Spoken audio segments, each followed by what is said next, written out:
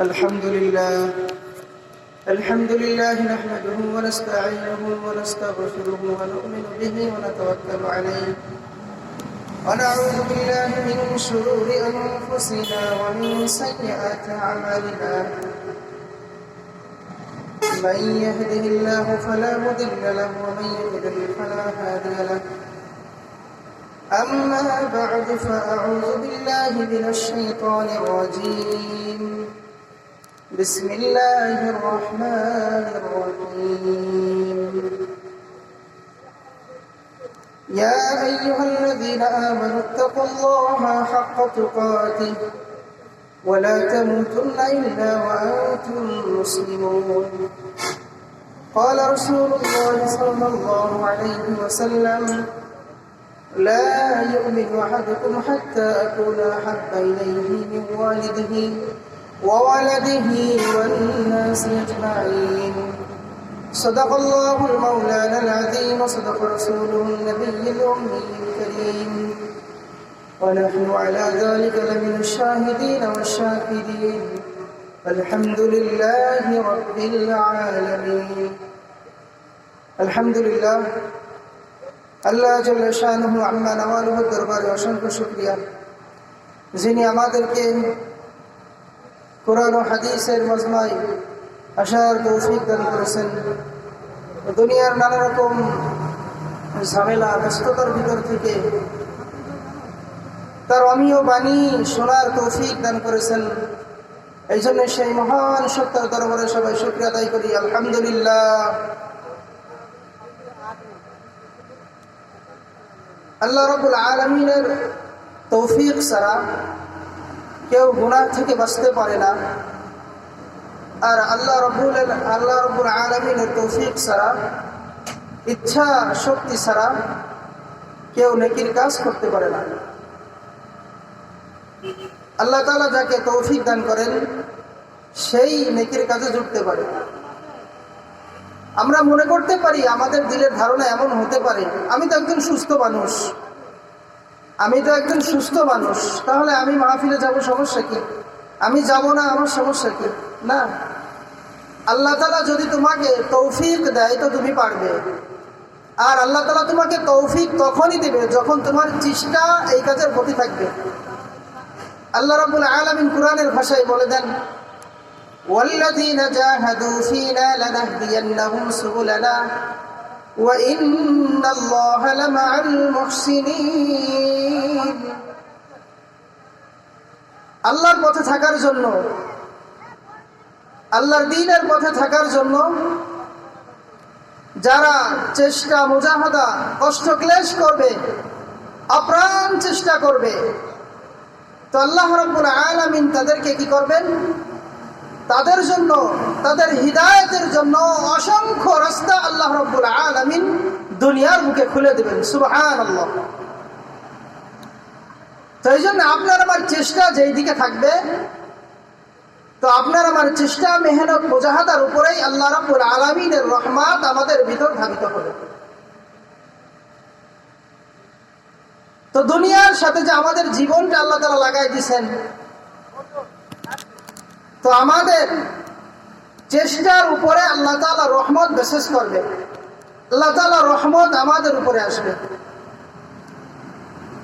আমি একটি আয়াতে কারিমা তেলাওয়াত করেছি, যেখানে আল্লাহ তাআলা সুস্পষ্ট ভাষায় আমাদেরকে বলে দিয়েছেন যে, হে ঈমানদারগণ, তোমরা আল্লাহ রাব্বুল আলামিন, আমি আল্লাহ তাআলাকে ভয় করো,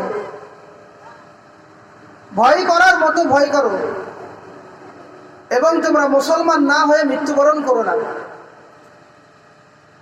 এখানে গুরুত্বপূর্ণ একটা কথা আল্লাহ তাআলা বলছেন, অনেক গুরুত্বপূর্ণ বিষয়, যেটা আমরা কখনোই অনুধাবন করি না, যেটা আমরা কখনোই বুঝতে চেষ্টা করি না, অথচ কোরআনের একটা আয়াতের উপরে, হাদিসে রাসূল সাল্লাল্লাহু আলাইহি সাল্লামের হাদিসের উপরে, একটা হাদিসের উপরে যদি আমরা আমল করতে পারি, তাহলে আমাদেরকে যে আল্লাহ তাআলা হিদায়াত দিয়ে দিবেন, আমরা যে হিদায়াত পেয়ে যাব, এটা আমরা কোনো সময় মনের ভিতর, দিলের ভিতর কল্পনাও করি না। যে মানবে তার জন্য একটা হাদিস, একটা আয়াতই যথেষ্ট। আর যে মানবে না তার জন্য লক্ষ লক্ষ আয়াত, এই কোরআনের মতো আয়ার আর একটা কোরআনও যদি আল্লাহ তাআলা দুনিয়াতে নাজিল করেন, যে মানবে না, এই হাদিসের মতো আরো শত শত হাজার হাজার হাদিস, লক্ষ লক্ষ হাদিসও যদি আমাদের ভিতর থাকে, তবু আমরা কখনো হিদায়াত প্রাপ্ত হব না, আমরা যদি নাই মানি। আর যে ব্যক্তি মানবে তার জন্য একটা আয়াত, একটা হাদিসই যথেষ্ট। তো আল্লাহ তাআলা এখানে গুরুত্বপূর্ণ কিছু কথা বলছেন।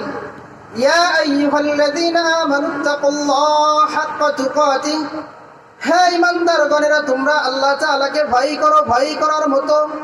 ওয়ালা তামুতুন্না ইল্লা ওয়া আনতুম মুসলিমুন, আর তোমরা মুসলমান না হয়ে মৃত্যুবরণ করো না। মুসলমান না হয়ে আল্লাহ তাআলা আমাদেরকে মৃত্যুবরণ করতে নিষেধ করছেন। অতএব আমাদেরকে এটাই বুঝতে হবে যে আমাদেরকে তো কবরে চলে যেতেই হবে। তো অতএব আমাদেরকে মুসলমান হয়ে কবরে যেতে হবে।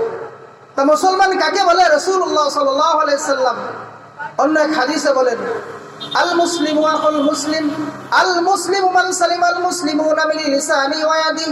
প্রকৃত মুসলমান ওই ব্যক্তি যার হাত এবং মুখ হতে অপর মুসলমান নিরাপদ থাকবে। এখানে তো শুধু দুইটা অংশের কথা আল্লাহ রাসূল উল্লেখ করছেন, হাত এবং মুখ, জবান।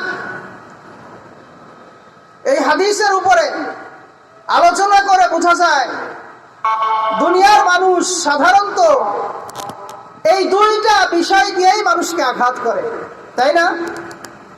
হাত এবং জবান, মুখ, হাত এবং জবান দিয়েই সাধারণত দুনিয়ার বেসিক্যালি অবস্থা এমন যে সাধারণত মানুষ দুনিয়াতে হাত এবং মুখ দিয়েই মানুষকে আঘাত করে। এই জন্য সরাসরি হাদিসের ভিতরে আল্লাহ রাসূল হাত এবং মুখের কথা উল্লেখ করে দিয়েছেন। তো এই দুইটা জিনিস ছাড়াও কিন্তু আমাদের শরীরে আরো অঙ্গ প্রত্যঙ্গ আছে, যেগুলি দ্বারা আমরা এই হাত এবং জবানের থেকে আরো মারাত্মক আকার আঘাত করতে পারি। চোখ আছে শরীরের, পা আছে শরীরের সাথে, এটা দিয়েও কিন্তু আমরা মানুষকে আঘাত করতে পারি, মানুষের শরীরে কষ্ট দিতে পারি। কিন্তু আল্লাহ রাসূল সাল্লাল্লাহু আলাইহি সাল্লাম এই দুইটা বিশেষ জিনিস উল্লেখ করে আমাদেরকে আরো বুঝাই দিয়েছেন যে প্রকৃত মুসলমান হচ্ছে ওই ব্যক্তি যার হাত এবং জবান থেকে, অর্থাৎ তার পুরা শরীরের অঙ্গ প্রত্যঙ্গ থেকে অন্য মুসলমান নিরাপদে থাকবে, সেই হচ্ছে প্রকৃত মুসলিম। তো আল্লাহ রাব্বুল আলামিন আমাদেরকে বলে দিয়েছেন যে তোমরা মুসলমান না হয়ে মৃত্যুবরণ করো না। আর রাসূলুল্লাহ সাল্লাল্লাহু আলাইহি সাল্লাম প্রকৃত মুসলিমের ব্যাখ্যা হাদিসের ভাষায় বলেন। তো এই জন্য প্রকৃত মুসলমান যেই থাকবে তার প্রত্যেকটা কাজ থেকে অপর ভাই, অপর মুসলমান, এমনকি অপর একজন মুশরিকও যদি থাকে, সেও নিরাপদে থাকবে। আর যে প্রকৃত মুসলমান হবে না, যে প্রকৃত মুমিন হবে না, মুসলমান হবে না, তার হাত এবং জবান, তার শরীরের অঙ্গ প্রত্যঙ্গ থেকে অপর মুসলমান তো দূরের কথা, একজন মুশরিকও কখনোই নিরাপদে থাকবে না। তো যার কারণে আল্লাহ তাআলা আমাদেরকে বলেন যে তোমরা মুসলমান না হয়ে মৃত্যুবরণ করো না। এই জন্য আমাদেরকে প্রকৃত মুসলমান হওয়া লাগবে, যেই মুসলমানের কথা আল্লাহ রাসূল হাদিসের ভাষায় বলছেন, বিস্তারিত বলছেন। আরো অপর হাদিসে বলছেন, আল মুসলিমু আখুল মুসলিম, মুসলমান মুসলমানের ভাই, একজন মুসলমান আর একজন মুসলমানের ভাই, বন্ধুবর।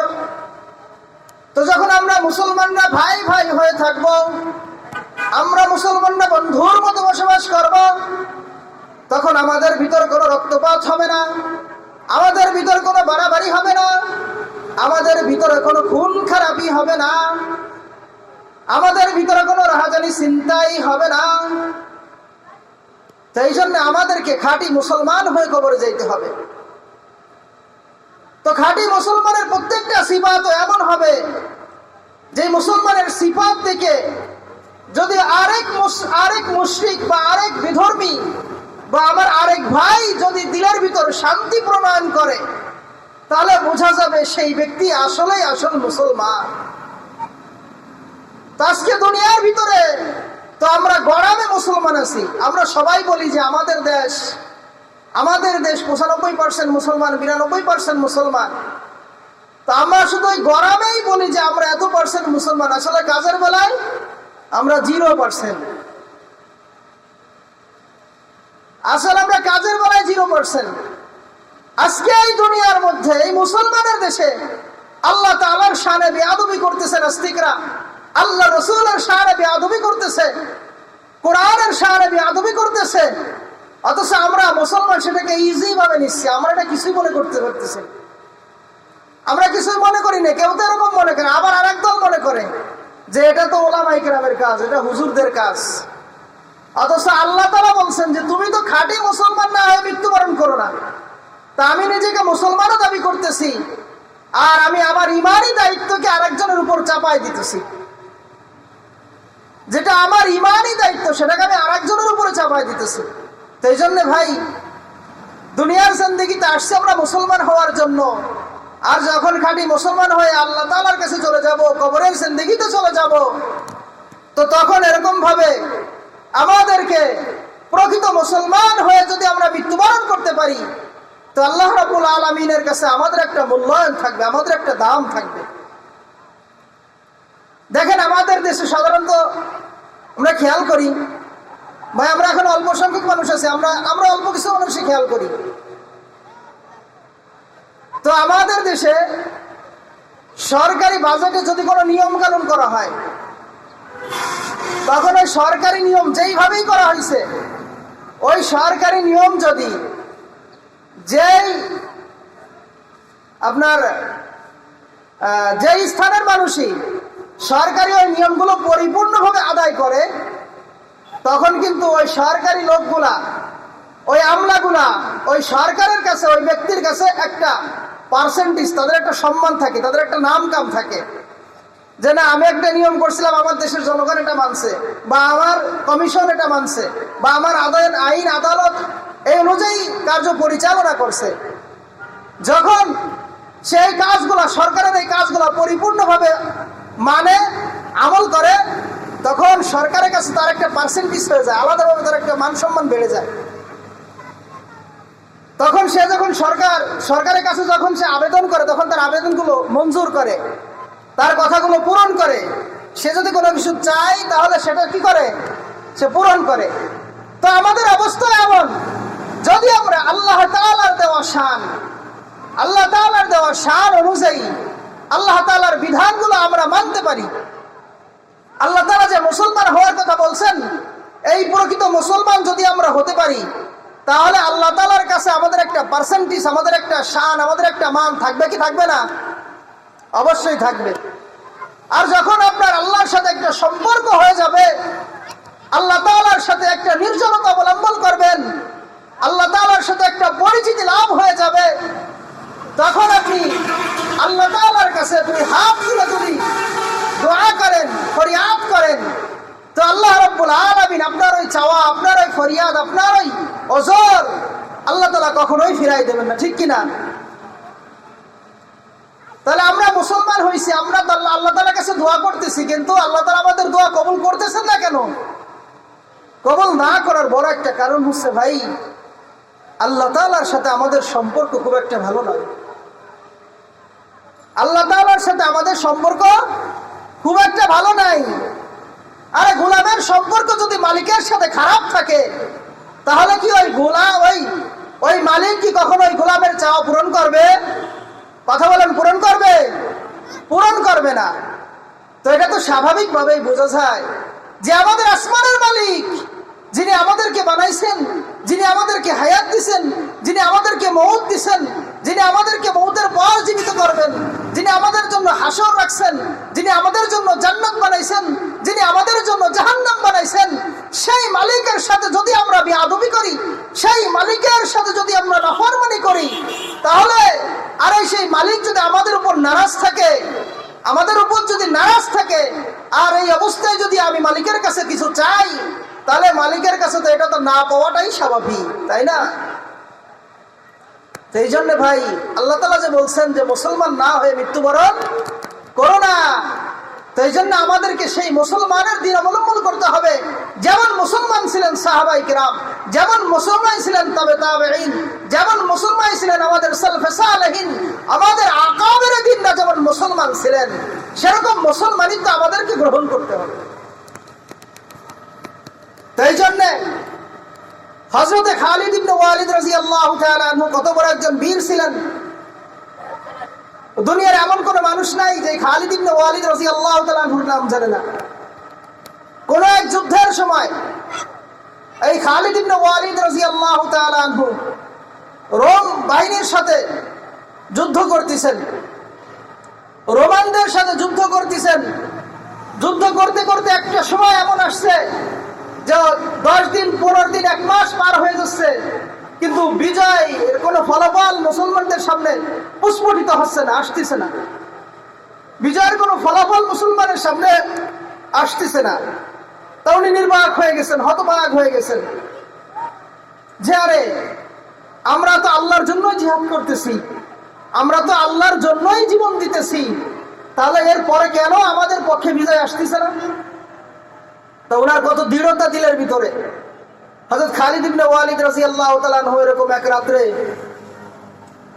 এক রাত্রে তিনি সবাইকে ঘুমাই দিয়েছেন, ঘুম পাড়াই দিয়েছেন।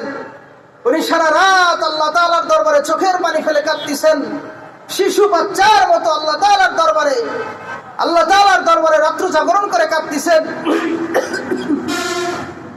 কাঁদতে কাঁদতে একটা সময় ফজর হয়ে গেছে।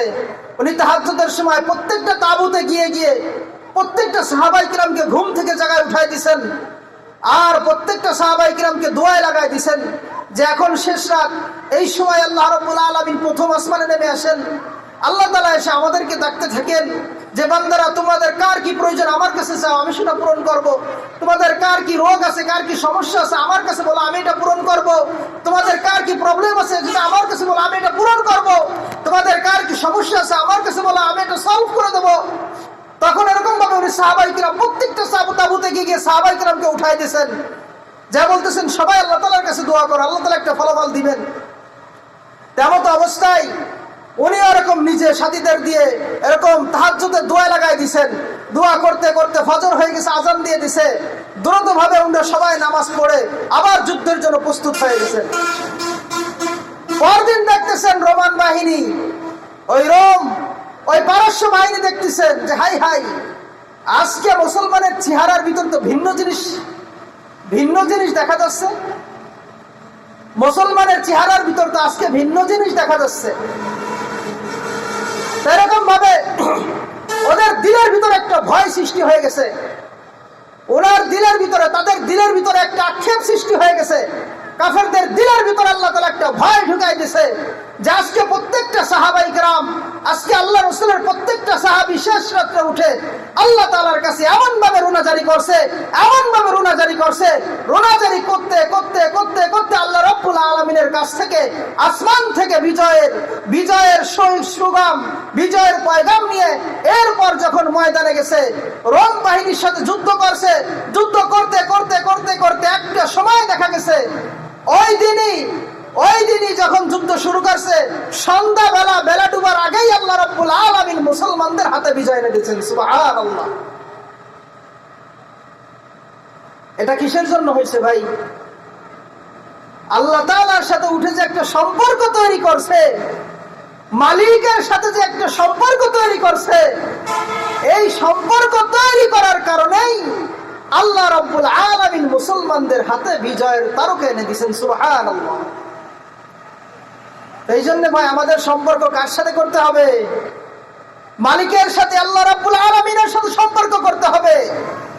যখন মালিকের সাথে সম্পর্ক ভালো থাকবে, আল্লাহ তাআলার সাথে আমাদের সম্পর্ক ভালো থাকবে, আমাদের দিলের অবস্থা পরিবর্তন হবেন, আমাদের আকীদার অবস্থা পরিবর্তন হবেন, আমাদের আমলের অবস্থা পরিবর্তন করবেন, আর আমাদের দিল আল্লাহ তাআলার দিকে মাইল হবে।